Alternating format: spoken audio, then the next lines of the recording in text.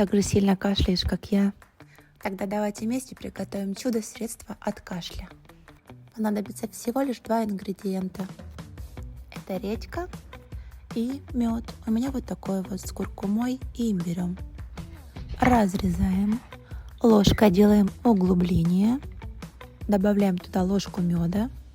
Оставляем в холодильнике на 2 суток. Едим и здоровеем.